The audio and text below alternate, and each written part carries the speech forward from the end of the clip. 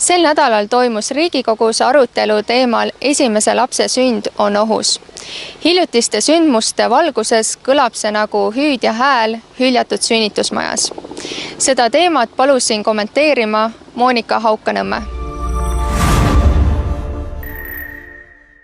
Mare Ainsaare ettekandest jäi kõlama, et riigipoolsed sammud mõjutavad oluliselt seda, kas lapsi julgetakse vastu võtta või mitte. Et kas võib öelda selle valguses, et Eesti on midagi oluliselt seni valesti teinud? Ma usun, et on neid edulugusid päris palju, aga on ka neid kohti, kus me tõesti küsime, et miks me midagi teeme. No, mis ma mõtlen edulugude all, et üks on siis selline majanduslik nagu toetamine ja majanduslike selliste takistuste kõrvaldamine. Et võib siin pidada näiteks meie vanemahüvitise süsteemi või lapsetoetusi. Või ka siis seda, et me järjest rohkem toetame näiteks kolmandast lapsest arvust sündivaid lapsi. Tunduvalt olulisem. Et see on oluline, aga me jätame mõnikord tegemata sellised võib-olla kultuurilised nüansid, jätame tahaplaanile. Et kuidas me suhtume millessegi ja kas me teadvustame seda, et iga poliitika, iga tegevus, mis me teeme, mõjutab laste sündi. No näiteks Valga ja Põlva haiglate sünnitusosakondade ümber toimuv. Et mis sõnumi me sellega tegelikult anname oma tulevastele emadele ja tegelikult ka isadele.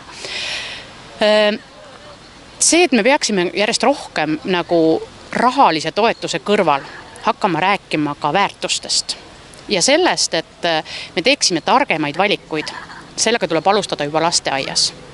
Et millised on pereväärtused, mida me väärtustame? Me väärtustame lasterikkust, me väärtustame seda, et meil perekonnad on tugevad, me väärtustame seda, et meil on olemas ühes võrgustikud lapsed, vanemad ja tegelikult ka vanavanemad.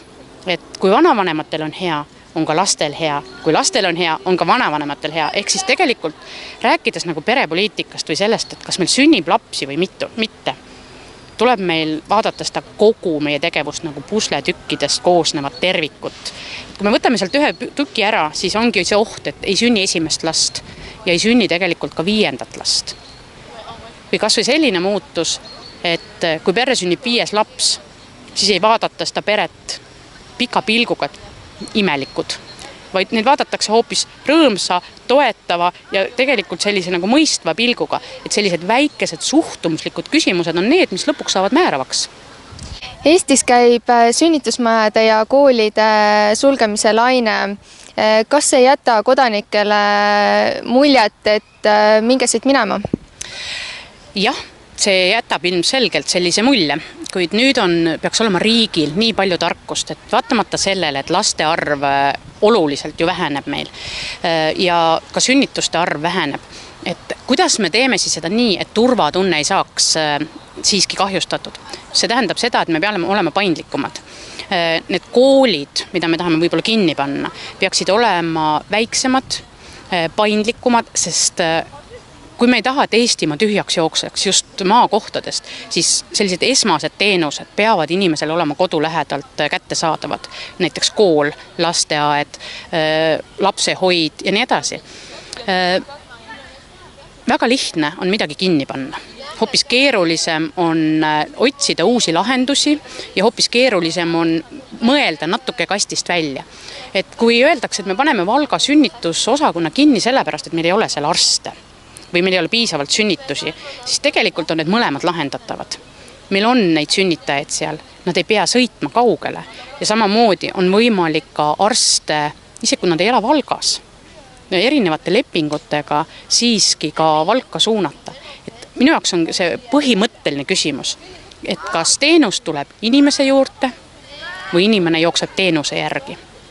Me natuke liiga palju lähme sellele teele, et teenuse järgi peab inimene jooksma. Aga kui me suudaks seda paradigmat muuta, siis me oleksime õigel teel. Sotsiaalministeerium on teinud küll kampaaniaid Kumm on seks, kuid ei ole pööranud tähelepanu teistele väärtustele nagu perekond, lojaalsus abielus ja nii edasi. Kas selles osas tuleks midagi ette võtta? Kindlasti ka sellised kampaaniad on õigel kohal, selleks, et erinevaid näiteks nakkushaigusi vältida ja rahva tervist hoida. Aga selle kõige juures tuleb hoida tasakaalu ja rääkida teiselt poolt juurde ka, et mis on need väärtused, kuidas me ikkagi väärtustame lapsi, laste sündi ja teiselt poolt ka tervist. Ehk see on selline valikute küsimus. Ja kaheldamatult see, millal esimene laps sünnib või kolmas laps sünnib, see peab olema nagu perekonna otsus. Aga noorte teadlikkust on oluliselt vaja tõsta ja suhtumist ka oma tervisesse ja vähendada riskikäitumist.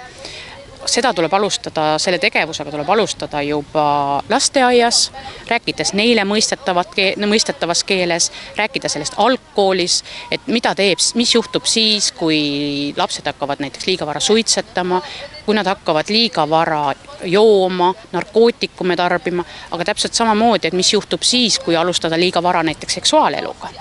Et see võib olla ühelt poolt ju väga oodatud, et meil sünnivad lapsed, aga teisalt see võib olla ka väga suur mure. Et kuidas vähendada seda, et näiteks soovimatuid lapsi ei tekiks, ei sünniks ja kuidas nende soovimatute laste asemel hoopis oleksid soovitud lapsed.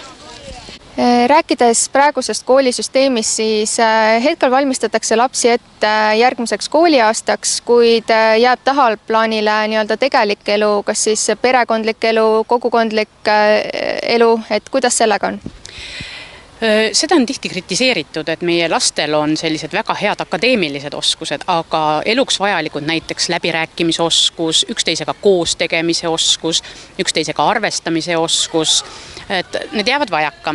Et õnneks küll järjest rohkem tekib Eestisse ka selliseid väikeseid koole. Olgu nad siis näiteks erakoolid, Waldorfkoolid või mõned muud, kus sellele pannaks sellistele teemadele tunduvalt suuremat rõhku. Et üks lahendus ongi see, et me liigume selliste väiksemate koolide poole, kus saab arvestada iga lapse eripäraga ja erivajadusega. Et mõned lapsed ju vajavad sellist õpetust tunduvalt rohkem koolis, kui näiteks pereväärtused ei ole nii sellised, nagu nad võiksid olla, aga võib-olla mõni teine laps seda ei vajagi, sest kodus on olemas väga hea mudel, kuidas see kõik toimub. Aga loomulikult peab see olema kooliprogrammi lahutamatu osa ja selliste praktiliste oskuste õpetamine peaks tulevikus selle maht oluliselt tõusma. Aitäh!